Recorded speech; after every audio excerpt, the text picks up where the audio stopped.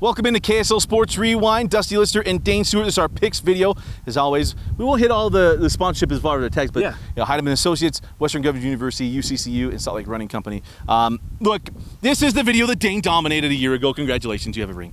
Now we get to the interactive part of the show where you can beat us as well. Let's just say it one more time. Dane won last year. We're not going to let him just slide past it. Dane won last year. All right, go ahead. We wait till we get to the state tournament. That's my. I don't care where I am in the RPI. I'm going for rings. Here's the deal. There's a reason why. Look, I chase regions. He chases state. It all works out. We're all happy. And we all get to put all kinds of fun stuff up. That's right.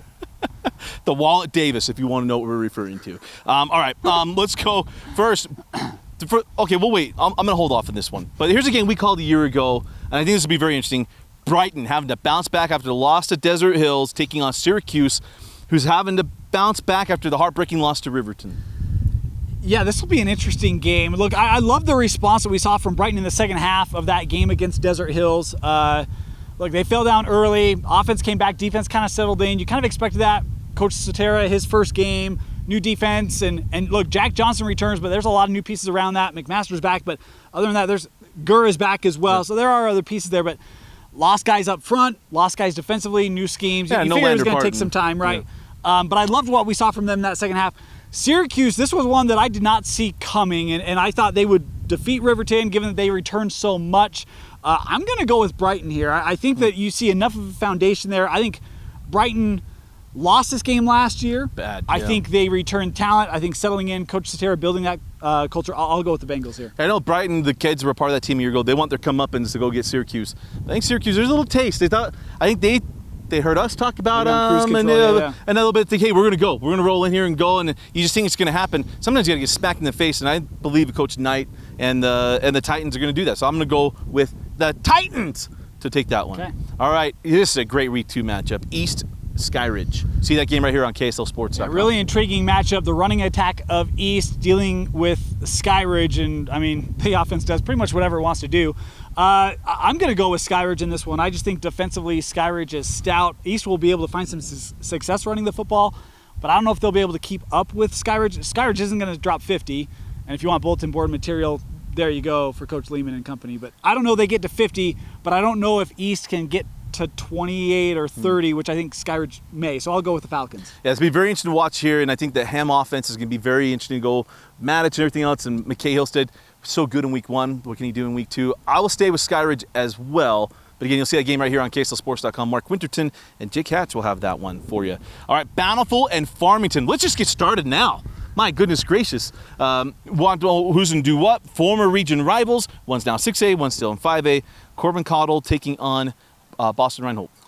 That's a great matchup. And then you look at the returning at quarterback Owen Gilman, who came on last year with the injury. He's the starting quarterback. Those two, Cottle and Gilman, the captains for this group. Look, that Farmington offense, the running attack is impressive. I think they're still figuring out how they're going to support that.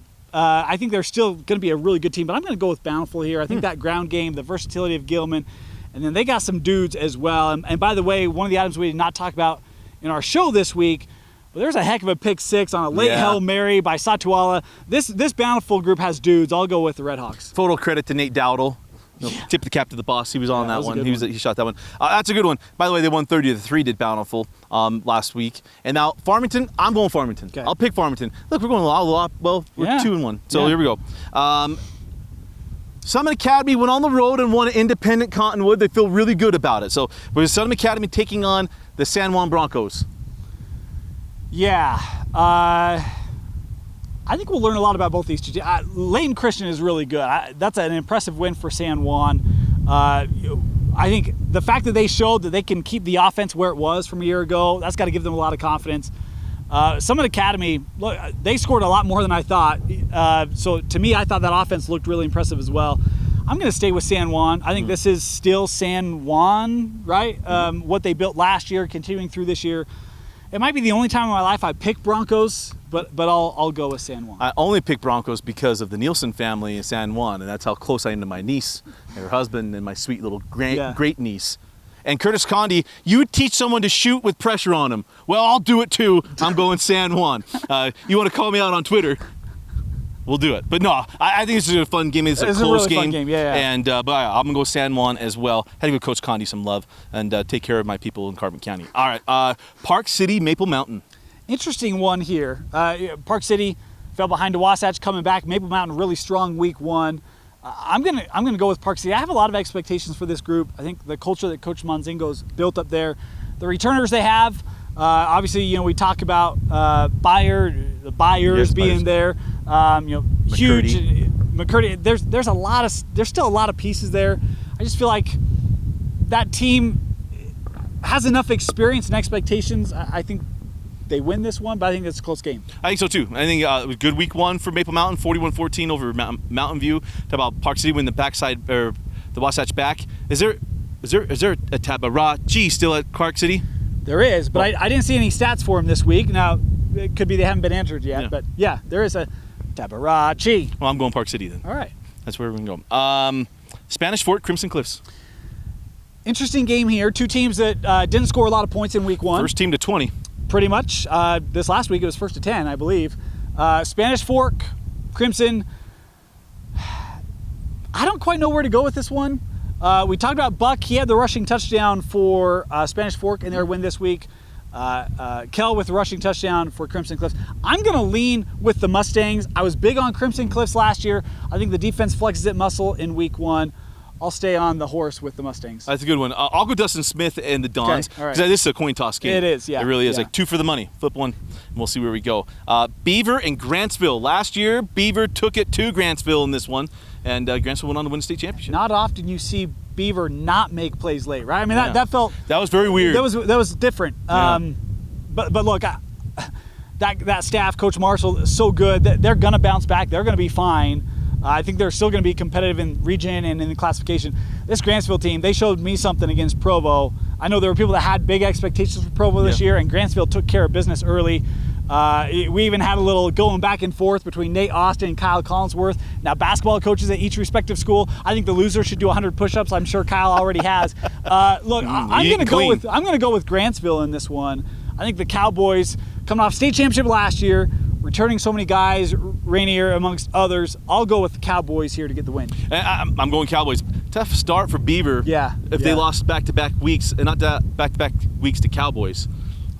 That's a trend. Be the last time they would see it until the state tournament. All right, Skyline and Springville. Yeah, this is fascinating. Skyline had a lot more offense in week 1 than I expected of them. That air attack, I was not ready for that. Impressed with the Eagles, what we saw. We didn't mention Bo Tate. There's a lot of pieces there for the Eagles. Obviously, Springville, ground game, that was what it was. Skyline was more through the air. 2 contrasting styles. I'm actually going to go on. I'm going to go Skyline here. Interesting. I'll roll with the air attack of Skyline. The versatility, we talk about the 4 passing touchdowns. They can run the football. It's not that they can't. It's that they'll attack through the air early in the year. I'll ride with the Eagles here to get the win. Going with 2 syllables, Bo Tate. Yeah. I like that. Yeah. I'll go Red Devils. Okay. Because I think, it's going to be very interesting. I like going against each other. We got to make it interesting, Week 1, why would we agree all the time? We agree enough as it is anyway. All right, here we go. How about the first time ever? Corner Canyon's leaving the borders of the state of Utah, and all they're doing is going to Las Vegas to take on Bishop Gorman, the number 4 team in the country. Mentioned we have West going to Modern Day. This one we wanted to pick because of different reasons for it, but this is going to be, well, a lot of fun. Isaac Wilson in his second start going down to Bishop Gorman and go take on the Gales. You ready for a fun fact? I love fun facts. If you thought the bus ride to Farmington was long, better bring a padded chair. This will be the opponent of furthest distance that Corner Canyon's ever played. Prior to that, it was like 26 miles. So it's going to be a new venture for this whole group. I know they play 7s and they go and they do summer stuff, but this is really that opportunity for Corner Canyon to in my opinion, stake the flag. Plant the flag and say, we are now the Utah representative. We've seen Bingham. We've seen a lot of schools go out of state. This is the first time Corner Canyon's doing it. And I don't know if that puts pressure on them or not, but you're playing number 4 Bishop Gorman at Gorman. It is a different environment. I'm going to ride with Bishop Gorman, but I'll tell you this, I do think Corner Canyon is competitive in this game. Yeah. I don't see this being a blowout. Corner's in this one. I just wonder if the new faces and varsity time, if they can hang with number 4 for an entire 48. I'll go Gorman in a close one, but I think this is a competitive game. So Bingham went to Gorman, lost in overtime. Orem went down there. Puka Nakua put on a show, but it was in a losing effort. Lone Peak last year thought they had the chance to go up a score, fumbled in the end zone, and Gorman went down and scored and ran away. So now here comes Corner Canyon. Oh man, it's a tough one. Got a lot of love for both these places. Yeah. You know, we wouldn't be streaming for Bishop Gorman, but I wouldn't exist if it weren't for Corner Canyon. So I was just joking. That's a joke. It was Bingham first, but then I'm gonna go Gorman in a close one. You know, if we were in a different place, and I know they're heading there, wouldn't do that. But I'd probably go a different route if I was able to pick that way. But yeah, I'm gonna go BG. Gorman runs through my blood as well. Here's my thing. I'll add this. I don't think people expected Bingham to play that close. That first game, yeah. Yeah, I think Orem showed out. Even when Gorman came here to play Lone Peak, that was a battle. 28-21. Look, this is. I'm leaning Bishop, but Corner can do this. They could do it. They got the pieces to do it. Eric Harris gonna be ready to go. Yep. And but I know Bishop Gorman's ready for him as well. I tried to help put this game together years ago. Just glad it's happening. That's all I'm saying. But hey, hit us up with your picks. If you beat us, we mention you. We talk about it as well. But week 2, it's going to be a blast. Vince Francis, Dean Stewart. I'm Dusty Lister. Thanks for joining us watching Game Night Live Rewind, KSL Sports Rewinds, picks video.